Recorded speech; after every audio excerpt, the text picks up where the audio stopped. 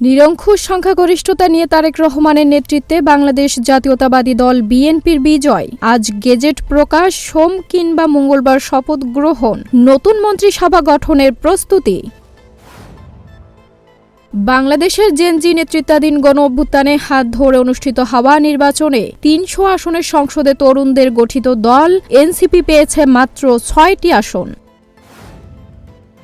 আজ পহেলা ফাল্গুন, বাঙালির প্রাণের ঋতু, বসন্তের প্রথম দিন। প্রকৃতিতে আজ নবপ্রাণের স্পন্দন, শিমুল পলাশের শোভায় প্রকৃতি আজ সেজেছে নতুন রঙিন রূপে। মাঘের হিমেল হাওয়া আজ ভোরের হাওয়ায় মিলিয়ে গেছে।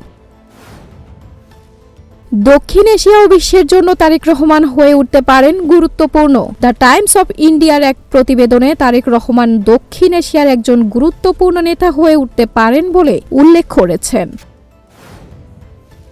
কলম্বোতে ৩৫,০০০ আসনে প্রেমাদাসা স্টেডিয়ামের সব টিকিট বিক্রি হয়ে গেছে।